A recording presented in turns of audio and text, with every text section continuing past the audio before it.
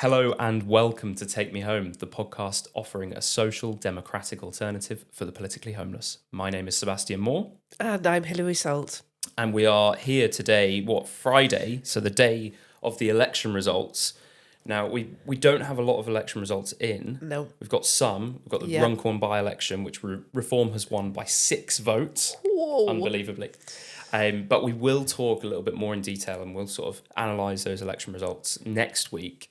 But for today, we're joined by a guest, Tanya de Grunwald. I hope I've said that correctly. Tanya is an HR commentator and a podcaster. She hosts the podcast This Isn't Working. So good morning, Tanya. And firstly, what isn't working? Hi there. Shorter list of what is working in HR at the moment, frankly. I've been kind of working in a sort of DEI HR adjacent role for the last sort of 10 years or so, and no one's been very interested in us. And suddenly everyone's talking about HR and kind of what's gone wrong. So I guess I'm probably quite well placed to explain a bit about how we got where we are now, why we've got these problems coming up that we're seeing that suddenly everybody wants to talk about. Yes, and HR is one of those areas, isn't it, where you kind of think at one point it was there to help businesses, and it kind of feels it hinders businesses a lot these days. Yeah, I think it's safe to say diplomatically that it's somewhat lost its way. And I think in doing that, that's why employees are seeing the problems that they're seeing, is because the employers are in a mess. And I think they've got distracted by various fads and things, of which DEI is one, of which well-being is another. There may be some good bits of DEI, which we can talk about, or good bits of what we're now calling DEI. Maybe they shouldn't really be under that heading, I'm not sure. And things like well-being. And so I think HR generally is attracting a strange mix of people now, including quite a lot of activists who I think they're probably bringing too many of their own politics to work, to be honest. And I think people are drawn to this career, particularly a lot of women, and they want to make the world a better place. They're those sorts of people, and they've all got very good intentions, but they sort of think that the HR's role is to make the world of work a nicer place and to make everybody happy at work, which is quite different from what a lot of the more old school HR people will say, who you could see as the more sensible people, who are like, well, hang on a minute, this is called human resources, right? And I think in the corporate world, they're much clearer about the fact that your people are a great asset to your organization, but you hire them, you fire them, and they are there to be productive. And the point at which you're veering away from productivity, frankly, and you're risking things like retention if you've got people leaving because of how badly you're behaving as an employer. I mean, particularly around things like free speech, freedom of belief, things like that. You're then risking your own workforce. You're risking them leaving, or you're risking them staying and just like switching off a bit and just disengaging a bit. You've got more people working from home, particularly older people, because they're like, I just don't really like this workplace anymore. So if I can work from home, say you're doing a professional job, you think, well, I'll do that because it's all a bit woke in the office and I don't really get it. And everyone's a bit, it's not as fun as it was. The banter's gone. So you've got kind of a strange mix really going on in the workplace at the moment. I don't know if that answers your question. Yeah, I mean, the mention of the word productivity, I can sort of see Hilary's smile from the corner of my eye. But before we get into it too much, because I think you've already alluded to a lot of the really interesting points about this area. Before we do that, just tell us a little bit about you and how you got involved in this and how you ended up running a podcast. Okay, so I actually worked in women's magazines for years and years. So I graduated in 2000 and I spent the next 10 years writing for Glamour and Grazia and Cosmo and stuff. I wrote a lot of stuff about dating and stuff, in fact. Thank God that's not online. You're the first person who said that to us in a podcast, Tanya. Yeah, so I come from, I guess, quite a sort of kind of fluffy background, really. So, I used to write funny stuff and some fashion stuff and some celeb stuff. I did that for 10 years. And then I wrote a book about graduate jobs. Which was kind of like the sort of guide that I think I needed because I didn't know what I wanted to do when I left university. And that was good, but I mean, writing a book is a commercial disaster always, I think. But that kind of made me an expert in this field. I then started a website called Graduate Fog, which is still going actually, and I use it from time to time, but less now. And I was basically I was doing a lot of work, that was around 2010, particularly naming and shaming people that had unpaid interns. So I named and shamed Tony Blair, Simon Cowell, Philip Green, Vivienne Westwood, may she rest, but she didn't pay her interns. And so I was kind of known in a way for championing, I guess, good jobs for young people. And I think I became very aware. I mean, my personal background is quite comfortable, and I did work for free for a little bit before I got into magazines. But I think I had noticed how much that was changing, and how much people weren't just doing, a couple of weeks at various different mags before they got a permanent job, which is kind of what happened to me actually, was freelancing. But there wasn't, it didn't go on for months and months. It certainly didn't go on for years of working for free. And so I noticed that there were lots of young people who were still working for nothing in order to try and kind of get the experience you needed to get your first job. So unpaid internships kind of created a new layer of kind of pre-job, which seemed really unfair to me. I mean, it is really unfair. And it was also really bad for business, as it turns out. And funnily enough, although I didn't think it was going to be relevant to any of the work I'm doing now, I think some of the industries that have gone really bad in terms of particularly the kind of freedom of speech stuff and the sort of I don't really use the word woke usually, but hyper woke stuff are the industries that have also been worse for unpaid internships, which I don't think is a coincidence. So sort of publishing and places like that, you see it kind of coming through. We can get back to that. So I was doing all that work on kind of good jobs for young people, which brought me to thinking about social mobility. And then at the same time as actually the bigger employers were switching their brains on to what we now call DEI, or whatever we're calling it, DEIB, they've added the belonging. I've not heard of this. DEIB. Yeah. There's always another letter gets added in these things. Right. Yeah, I don't think the problem with DEI is that there's not enough letters. I don't know about you guys. I don't think that was what we were missing. So for anybody I think we're missing some evidence. For anybody that doesn't know, what does DEI stand for? Diversity, equity and inclusion. But at the time it was called diversity and inclusion. The E kind of sneaked in later. And tell us about the B. The B is? That's belonging. You'll have to get a different guest on to talk about what's going on there. By that, I don't belong in this industry anymore. Feels like it's calling out for a DEIB plus. Yeah, I really don't think that's what we need. I don't think we need any more letters. I don't think that's the problem. So I guess I saw. This is the bit where I differ, I think, from a lot of people who talk about this stuff, is that I saw some of the good stuff, really. So I saw how the good employers were like, you know what, Tanya, you were right about the unpaid internships thing. You're right that it's unfair, but it's also really bad business because we're actually strangling our kind of talent pipeline because all these great young people who could be brilliant and frankly better than some of the slightly dopey, overeducated kids who went to private school, like we're missing out on this amazing talent. So why would we do that when we don't need to? And actually, for the big corporations, you're not, just to save a few quid on a few, it's not a big expense to pay your interns. So they really switched on that. And then they also started realizing, things like, do you give the internships to somebody who's, or do you give an internship to somebody who's the child of a client or the child of the boss, and all of that kind of stuff about the importance of contacts, but also confidence as well. And again, as someone who's benefited from private school, I suddenly became really aware of what a big plus it is to turn up to an interview and have that confidence and not be intimidated. Well, it's a bit intimidating always going to these big kind of shiny buildings and things, but how, particularly for professional jobs, if that's not your background, if your parents haven't got a professional background, how much harder it is, to then do a great interview when you're already thinking, oh God, I'm not sure I did that thing right on the way in, and maybe I said the wrong thing. And, there's so much more on your mind. So I think I became, much more aware of that, which I still stand by. And so I guess I saw how things began to change from that point onwards. And that's when employers began to come to me and say, what are you doing and how can we work together? And I set up a club called the Good and Fair Employers Club, which was for the head of early careers, which is the person that does graduates and apprenticeships at lots of big companies. So like Santander, Vodafone, GSK, Google, Accenture, Clifford Chance, NHS, and I was working with them, and actually, and they're great. They're still great, but DEI was kind of part of the conversations that we had when I brought them together.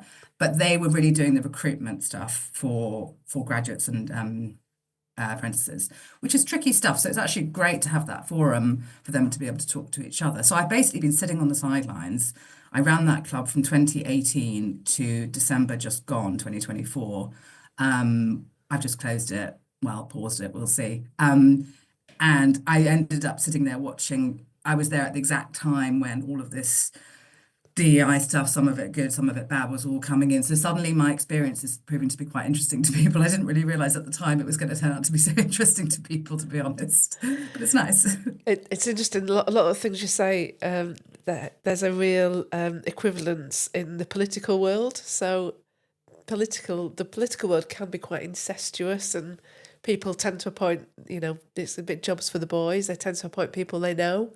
So it's definitely not just in business that happens. And I think you're right that there's a real tendency, I think, now when we say DEI, for us to kind of roll our eyes and think, oh, not that again. But there are some really important things that are still a problem in workplaces. So the one that you mentioned there, you didn't quite mention it by name, is class. Is the fact that, getting a good mix of working class people in the workplace is really important, and that seems to have been forgotten by DEI. Yeah. So how does that happen when you say that? So I think what you were saying earlier was that there's a lot of kind of be kind people in the HR field who do want to do the right thing, but why did they just not see the class issue at all? Well, they would say that they do. I mean, and they don't totally ignore it, and they don't totally ignore disability either, which again, I think those two are the most popular generally with the public, in terms of things they actually want their employer to make more effort on. They would say they don't ignore it. So they actually, I mean, they do quite a lot of outreach work to, say, universities where they know that it's young people from all different backgrounds, for example. So they're not actually desperately keen to go to all the sort of smarter universities anymore. So they would say that they're doing that. I think that the bad bits of it definitely overshadow the good bits of it. And I don't think they have prioritized correctly. I think that's definitely true. The measurable stuff tends to be things like race and also sex. So that's sort of what they've kind of focused on. But they would say that they do work quite hard, this is the big firms particularly, on thinking about things like, I mean, we talked endlessly during COVID about how difficult it was for people from different backgrounds to be able to find somewhere quiet to do a Zoom call where they had good connections, a good, internet connection. To be able to do it, and they might have a sibling in the other room, and you shouldn't penalise them for this.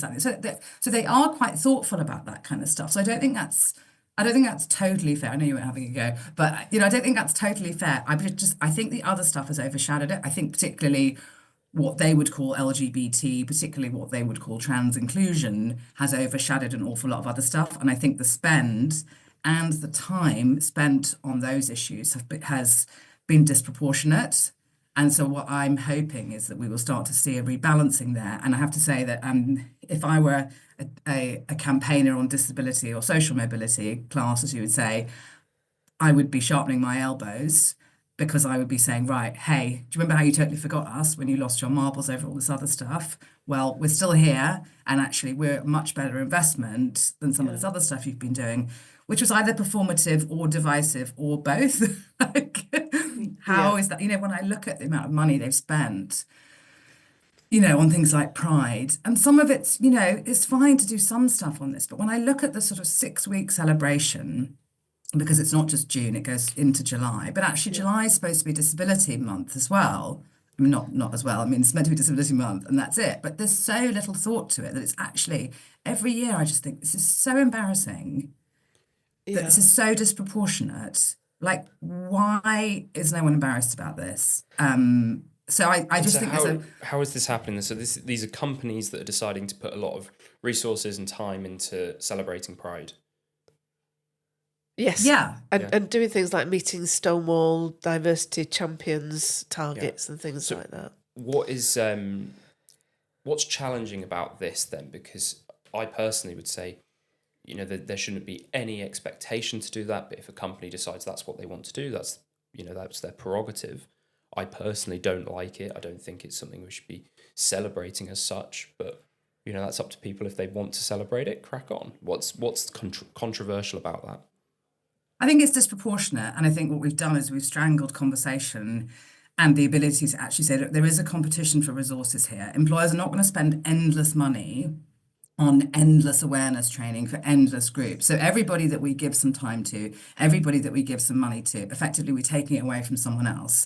And the disability groups particularly are, I don't want to say squeamish, but they're nervous about doing that, particularly as there are a lot of people who like the Pride stuff in the disability community.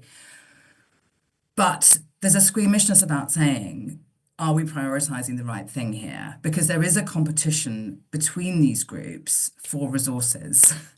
And I think we need to have that conversation. And actually, some of the disability advocates, my friend George Fielding, who I had on the podcast recently, he said it. He's a wheelchair user.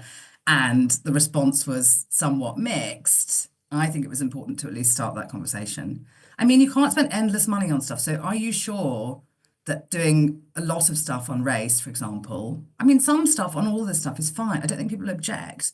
But when it's disproportionate and when it becomes divisive and when it doesn't reflect your workforce properly, and if there's something about it that doesn't sit well with their politics as well, it starts to feel like you're actually doing more harm than good, in which case, what the hell are you doing?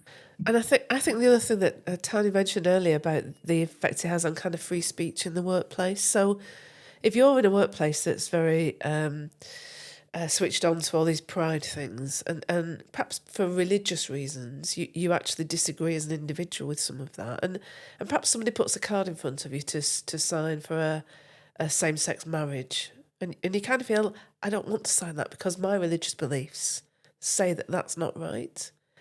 Now, if you're in that kind of a workplace, expect that not to go down very well.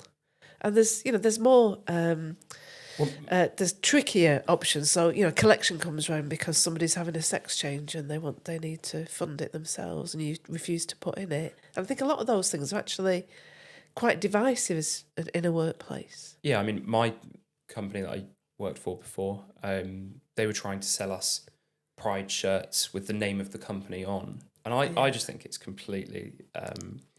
it's self-serving. I think that's the thing that I really dislike about it. And I remember my colleague who I worked in my office with, who was gay, he just said, I'm so fed up with this. It's like, how patronising. And that's so to me, I don't necessarily see it as such a controversial thing. I see it as sort of as pretty like an easy answer, which is companies should stop doing this. And I don't know, maybe there is an alternative, and I think or an alternative sort of middle ground, because something that Hilary and I are sort of keen to really prioritise discussion about is searching for that sensible middle ground often when you get the conversation. I think nowadays, partly because of social media, and you're incentivized to sort of put out quite an extreme viewpoint. Something like DEI, I think we're hearing from quite the sort of polarized ends of the spectrum, and so I'm keen if there's if there's good reasons for it, and I'm sure you both would say that it started with good intentions. I'm sort of keen to hear those reasons. Yeah, we need to pick through the detail of it. That's what I'm doing at the moment. So to see what's the good stuff and what's the bad stuff. So, I mean, I've actually been talking about this for about 2.5 years now, quite clearly on LinkedIn, which is my main platform, and saying, look, if we don't decide what I was calling good DEI and bad DEI, so things like having a decent maternity policy, right? Yeah. Is that DEI? Or is that just a good plan because you want to hang on to your female staff when they have a baby? I mean, meaning people can go and pick their kids up from school, if they're ill, having certain provisions in for disability, not having unpaid internships and knowing exactly why you're not having unpaid internships.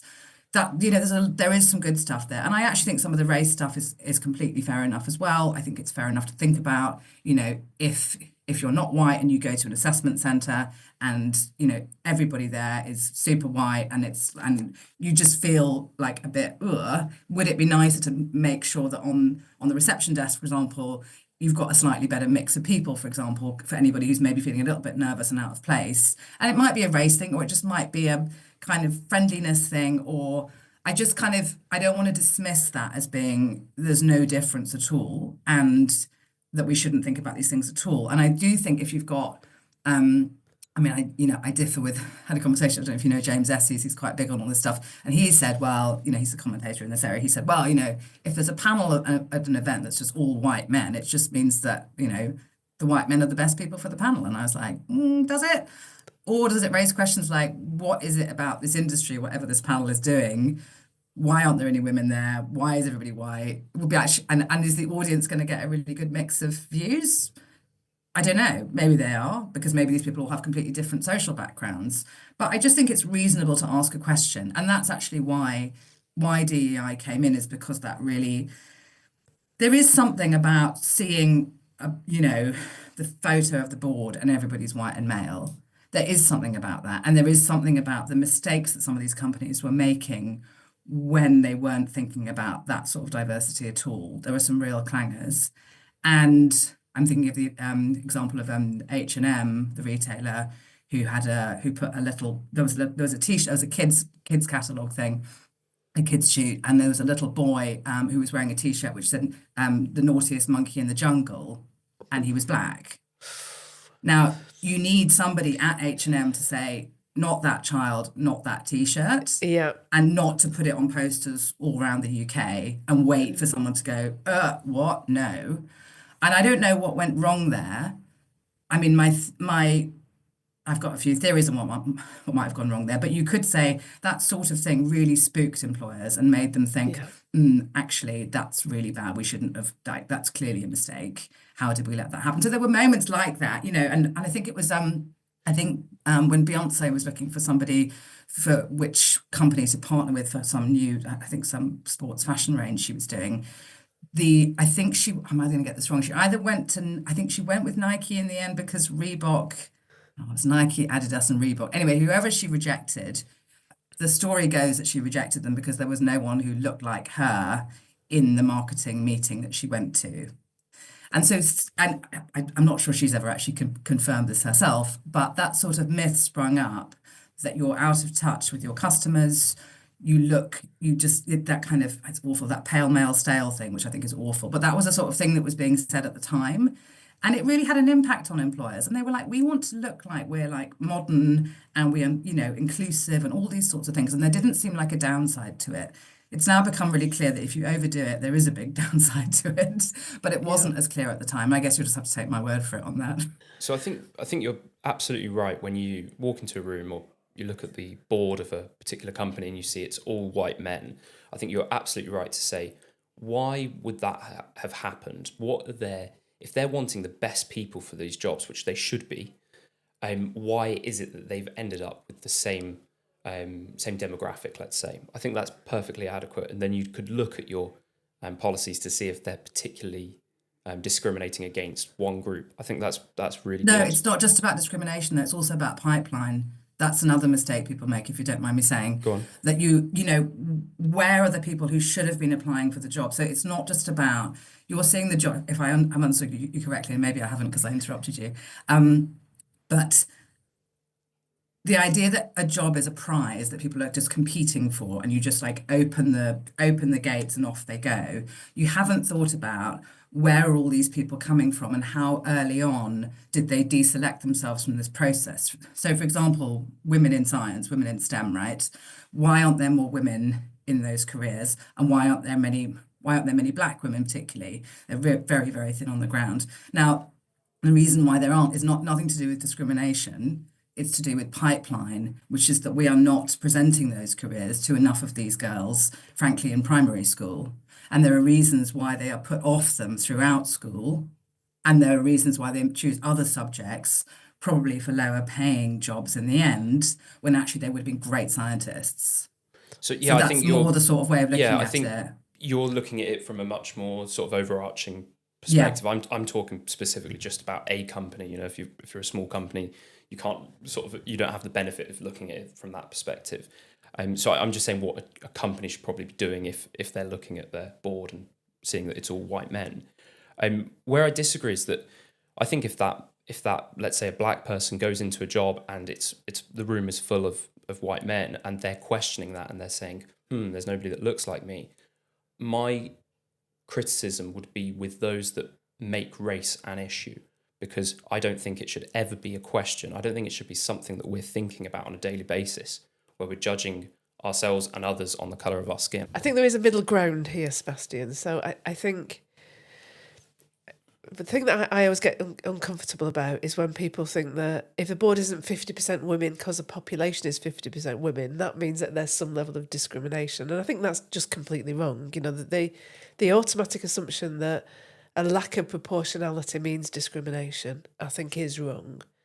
But at the same time, I think if you're in one of those situations, and Tanya, you come up with very glamorous stories about Beyonce, I will do a much less glamorous story about financial services industry, where, you know, often I think you find that kind of thing happens because you're in board meetings, for example, they're not properly chaired.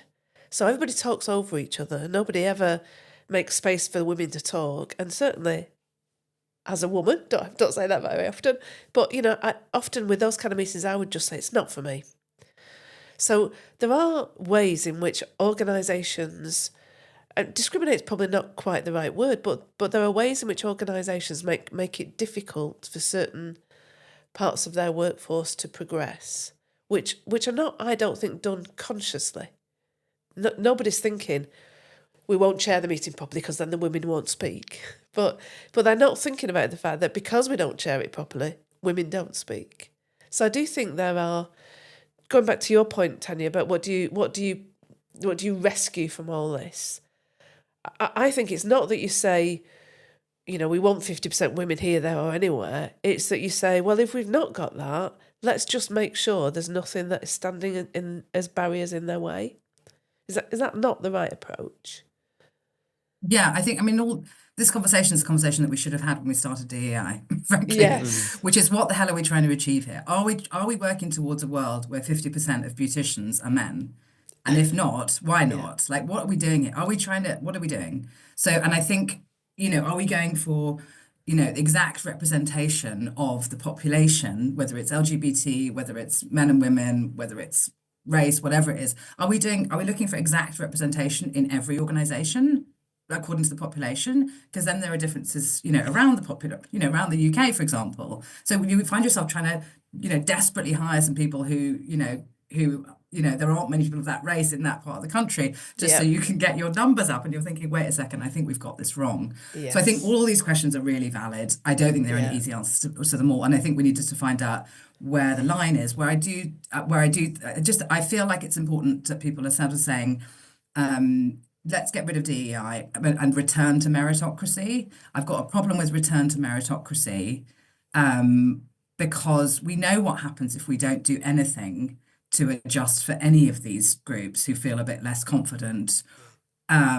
or a bit less welcome. We know what happens, which is that, you know, the people that are really good at being assessed, frankly, to get the jobs. They're not necessarily the best people for the jobs. They're not necessarily the best long-term hire for that organization. They're just the best at interviews, right? So, you know, this is really tricky territory, and frankly, we should have looked at all of it before we started it. And if we weren't going to do that, we should certainly have put in guardrails or kind of roadblocks so that we could check at every stage, hang on a second, is this still working?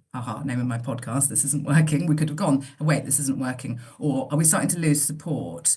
So, for example, when organizations had even a whiff of a feeling that the larger workforce were not on board with some of the DEI stuff that they were doing, whether it's recruitment or whether it's culture for people that already work there, they should have gone, oh, hang on a minute. Are we saying our workforce is wrong? Is it more likely that we are wrong?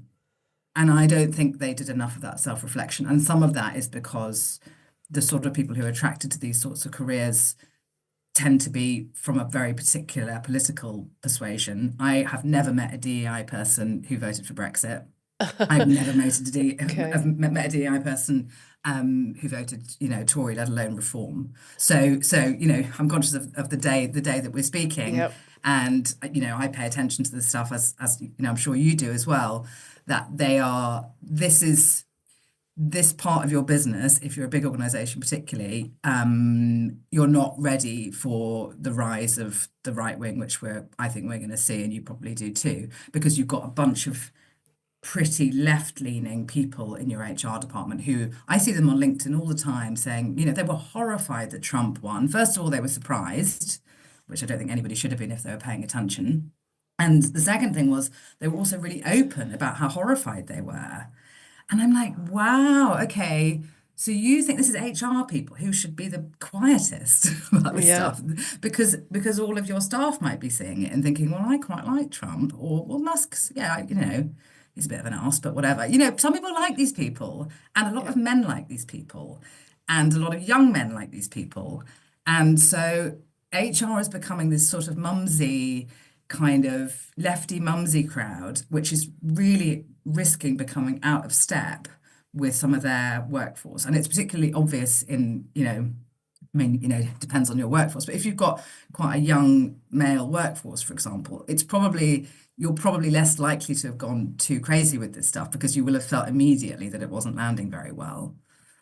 So whereas in places like publishing, it's gone a bit nuts because everybody was kind of into it. Your workforce were into it just as much as the HR people were into it, in which case there was nothing at all to stop it going bananas. And I think that's kind of what we've seen, really. I would say, though, that, it is a complete mess, but I don't think it's a conspiracy. I just believe that this is a story as much about good intentions gone bad and just a failure to stop it. And also it is about activists, because a lot of activists have come into the workforce.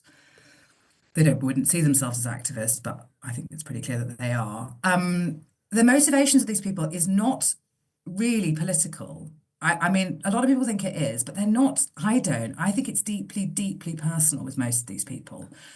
Okay, so I sit in on quite a lot of the webinars and meetings and things that they have because I think it's fascinating and it's a very interesting group of people. They don't sit around quoting like Marxist texts or even like any of the sort of new nutty race people. They don't do that. They talk about themselves.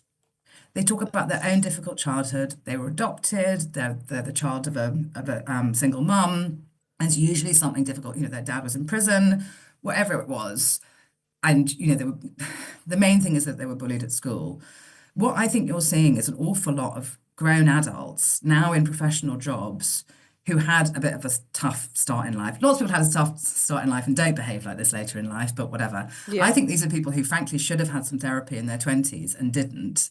And now they're taking it out on the rest of us in our 40s, frankly. There's an awful lot of that. And it's really striking how much they talk about themselves, and the weaponization of your own lived experience is really the power of that to shut up any dissent before it's even happened. Like there's a chilling effect. So the minute someone says what a difficult childhood they had, you can't disagree with anything they say about anything because they've created this. It's very strange. It's like they're all under a spell. There's something a bit spooky about it sometimes, but they're all into it. And that's the reason why I think we're seeing such shock after the Supreme Court ruling as well.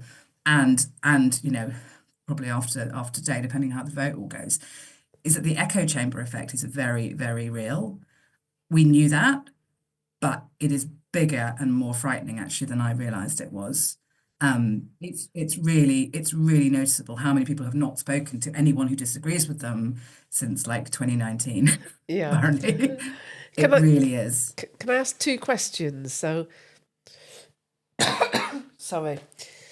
The first is just when you said nobody stopped them, you might imagine that owners and managers and directors of businesses might have kind of stepped in and said, is this the right path to be going down? And perhaps just in my head, the two things that kind of reasons why they didn't is, first of all, they thought they were asking the experts to do it, either by, consultants or HR people.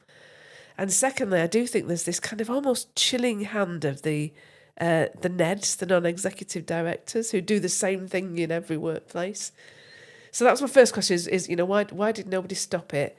And perhaps the second question, because after all, this is Bring Me Solutions. How do we get out of here? Where do we go from here? Yeah, why didn't it get stopped? The leadership thing, if you're talking about HR directors, it seems that they didn't, it's not, like DEI is not a huge part of HR, right? And the trans thing is not a huge part of DEI. So if we're talking about the trans thing particularly, because I just mentioned the Supreme Court ruling, it just isn't that big a part of what they do. And when they're worrying about like workforce planning and all sorts of other stuff that they're doing, I mean, they're doing a lot of redundancies at the moment, might be making themselves redundant, who knows? Like the DEI thing was always, I mean, in lots of organizations, lots of corporations particularly, it just wasn't seen as being that important. And so they were bringing in trainers particularly who were not qualified. They didn't do proper due diligence on them. And they should have said, hang on a second, who are these people? But there's a kind of circuit of these trainers. And once you've done like Barclays, you can then get into Amazon, you can then get into Deliveroo, and everybody, because you've done such and such before, that's how there's a sort of credentialism, that's not quite the right word, is it? But there's a sort of, there's a sort of social proof or whatever of saying, well, they must be okay because they've done Barclays. Yeah. You don't know who that person was at Barclays and if they checked at all. And so you're then relying on the people who attended the session to go, that person was a bit crazy. I'm not sure about some of that stuff. And people don't. They just go, well, that's weird. But they don't tend to feed back because they know that it won't go down very well. So there's no quality control around any of that. And the leadership bit was like, a lot of this stuff came in kind of around COVID as well, a little bit before then. But COVID was so crazy for HR. They were dealing with working from home. They were dealing with all sorts. And the BLM, George Floyd was obviously 2020. That all came in as well. And they kind of, people at that age were dealing with all of that stuff, trying to do an apprenticeship scheme during a pandemic. I know how difficult that was, or get a sense of it, because that's what my members were doing. But they were doing that. They weren't thinking, are we sure that people with all different beliefs, feel that they can say our training's a bit nutty if they don't like it? They're probably not. They're also at the age where they've probably got elderly parents, then they've probably got young children. And they were like, I don't really get this pronoun thing, but whatever, the young people seem to be into it. It's no big deal. So they let it kind of run away with itself. The question about more senior leadership when you go up to board level, I've had those questions too, because I don't really understand as much about that level, but I did an interview with a chap called Paul Sweeney, who's been on boards, and he was explaining how basically boards don't work. He's just like this kind of illusion of corporate governance, which is just a bunch of people who get really well paid for taking as little responsibility as they possibly can, as far as I can see. And that episode was called "Are Activist CEOs Out of Control?" But it was kind of about how he's basically like, think of all the big companies that have collapsed in the last 10, 20 years. They all had boards. Like, clearly boards don't work because the board doesn't find out until too late that there's a problem because it's too removed from the business itself. Yep. So we then begin to see how this is like not just one, a few things that have gone wrong. This is like, I started a list originally of like, how did we get here? And I started with like A to Z, and I'm in like Roman numerals. I mean, it goes on and on and on and on. And there's been a lack of leadership within HR. So the Chartered Institute of Personnel Development is the HR industry body. Seems to me that it's not fit for purpose. So it is supposed to be leading, but it's a bit like Stonewall or WPath for people that are following the trans stuff. It's like it's the incumbent, but it's just taking up space because it's not actually leading. It's very unpopular, but it's kind of got this monopoly, and it exerts this sort of dominance, and it behaves like it's a leader. But we see, we've seen the CIPD. For example, their trans inclusion guidance has been a complete disaster, and it only came out in 2023, which was like 5 years too late, in my opinion. And it had immediate pushback from lawyers, from Sex Matters, and they left it there for a year and a bit. So that went in to all these organizations. All of that bad advice went into people's policies between 2023 and 2024. Then they put out some slightly better guidance in 2024, but they never said to their members, by the way, you should shred that last one that we did in 2023 because it was bad, and you need to go back and unpick your policy. They didn't do that. And so now we've had this Supreme Court ruling, which shouldn't have been a surprise to them, but basically their guide basically implied in some places that self-ID was the way to go and people can use whichever toilets they want. So it's not surprising now that we see this huge confusion because the employers didn't know what the law was, let alone what it's now being. They didn't have it right before. So there should just be a little clarification. But because they've been taking advice from the industry body, which has also failed them, as has the industry press, discussion has just died. That's not just in HR, that's everywhere. The industry press, used to be the place where people would say, oh God, what's happened to this person's really screwed this up. How did that happen? Let's do some analysis. They don't do that anymore. No. So that's what I'm trying to bring back is like, even if the person that screwed it up isn't going to talk about what went wrong, other people should be saying, how did the RAF, for example, who did a massive boo-boo with some of their hiring, Yeah. that was that was proper positive discrimination and they really screwed it up. There should have been so much discussion about that. It was such a mistake. But there wasn't. And to be fair to employers, if you're an employer and you've got some HR people and you're thinking, how do I develop these people? The CIPD is where you send them to get credentialised and trained and there's not an alternative, is there? That's just where they go.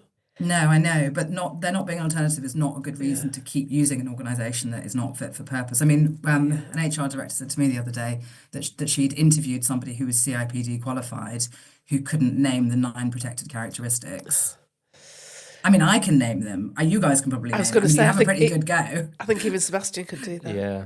Do you know what I mean? And this is CIPD qualified people. I had another HR director who said that he thought that less than 10% of HR and DEI people understand the Equality Act. Oh, gosh. Like understand the basics of how it works. So if we're looking at a collapse in standards, I think that is what we're looking at. I think we need to talk about how this has gone wrong and we need to stop giving this organisation any more power to put any more bad advice into any more organisations. Like they've got this, sorry, I'm on a roll now. You are. We're going to bring you back to solutions in a minute. It bugs me because it's such an important role. The chief executive is really, really well paid. He's a guy called Peter Cheese. That is his actual name. And he gets paid 300 grand a year.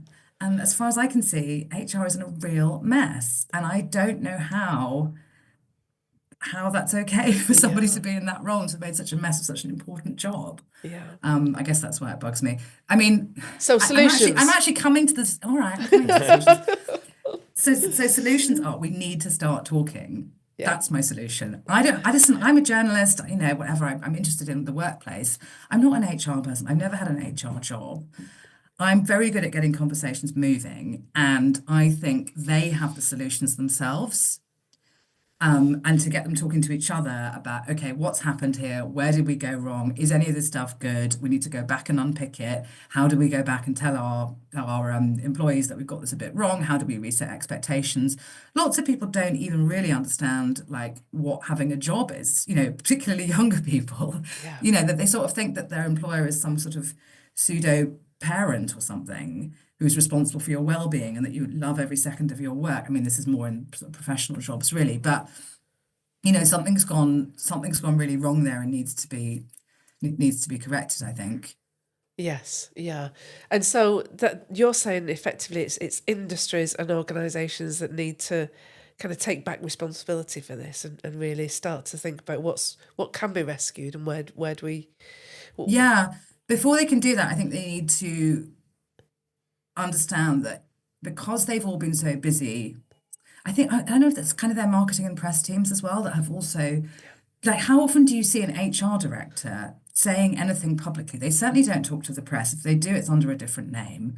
It's really kind of cloak and dagger. Like, these people should be able to talk to the press about things like redundancies, right? But they're not allowed to because the organisation that they work for big organisations, says, we don't want to be connected to a negative story. Yeah. So they've basically, and if everyone does that, then you end up with the mess that we have now. So they're going to have to sort of say, okay, but for the greater good, we do need to talk about this stuff. There's one guy, a chap called Neil Morrison, who's the group HR director at Severn Trent, the water company. I do not give him a hard time when I talk to him about sewage, because he's doing a great job in HR and he's the only person who will speak up. But we should not have a situation where it's basically just Neil who's able to talk about this stuff because he happens to have press and marketing under his remit. They need to start talking. They're very bright. They know about companies, how companies work from the inside. The smart people know where this has gone wrong. But what I really want to do, I'm not quite sure what the product is yet, but this isn't working, is becoming a sort of brand in itself. If we could start to do events where we bring HR people to talk to each other, or we bring senior people like Neil, there are a few others emerging now,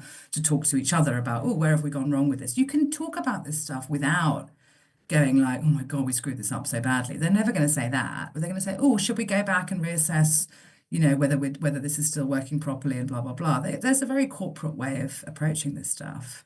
I'm just all about talking. I talk about the corporate world a lot, which might be annoying to people not from that world, but the corporate world I think is really interesting because they will always lead the way out. Yes. Because profit is the driver. Yeah. And you don't have that in the public sector. You have to have other things be the driver. And in the charity sector and the arts sector and universities, the funding model is different. So that allows them to drift further away from the core of what they're supposed to be doing. In the corporate world, you come back to go woke, go broke, and suddenly it's very clear that you've got this wrong. If your customers hate it, you've got it wrong. Also, I think they're realizing now that it's not just what your customers think. I think the biggest self-inflicted wound from any of this stuff is on your own workforce. I think we're going to, when the dawn breaks on all this stuff, we're going to realize that they've lost a lot of their really good people. They've lost a lot of their middle-aged women as well. The sensible people have gone. Sometimes when I look at the footage from some of those employment tribunals, like the one with the Met Police or Sandy Peggy up in Scotland, I think, oh my God, how did this go so wrong? How has this got to employment tribunal? And I realised that it's because the sensible people have left those organisations. The sensible people just left over the last 3-5 years. You're not seeing that in the corporate world anymore. Those employment tribunals aren't happening. Yeah. So Why? Is that the solution then? Is let's get the sensible people back? Yes, I think it is. I think so. I'm self-identifying as the sensible people. Yeah. And Me the too. people that come on my podcast are the sensible people. I'm not gonna interview mad people like for balance. Yeah. Like, no. How do we Here are some good lawyers. I'm gonna get some bad lawyers on just to get no. So no. If things go well in this regard, and in 10 years' time, a lot of the sensible people have returned to the room, how do we measure success? Well, it couldn't be any worse than this. If it's better than this, I'm going to say productivity. Yeah, productivity. From an HR perspective, you've got to look at productivity.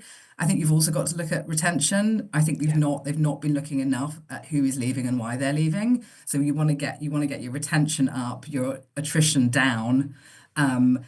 I'm not totally sure about workforce kind of employee satisfaction type. I think there are better ways to measure how happy your staff are than like asking them how happy they are.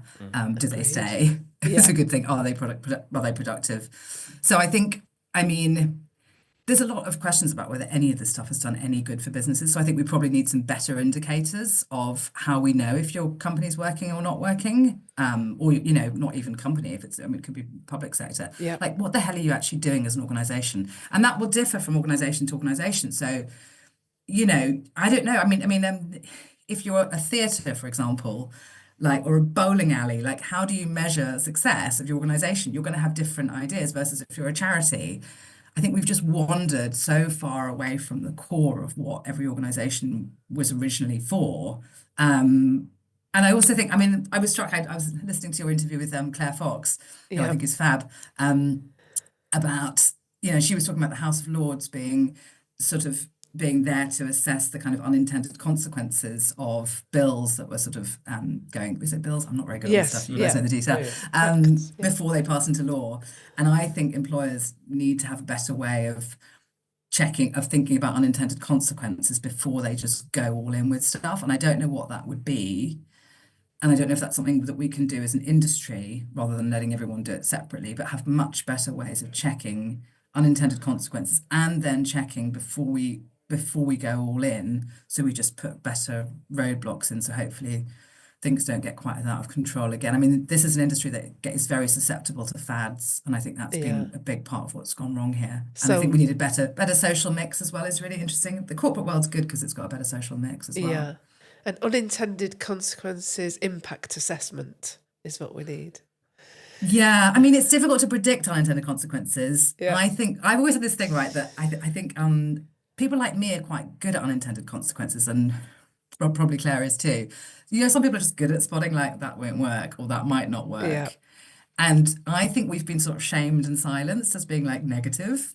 Yeah. When actually we're just really good at seeing problems before they happen. It's just like a superpower, right? If you say to me that I can't mention a problem I can see with that plan unless I can come up with a solution, I haven't got a solution. So I'm just going to not tell you that there's a huge iceberg on the horizon, Yeah. and I'm just going to wait for you to hit it. Whereas if I said, I've been thinking about this, and I think we haven't thought that through, and I think there's a risk of this.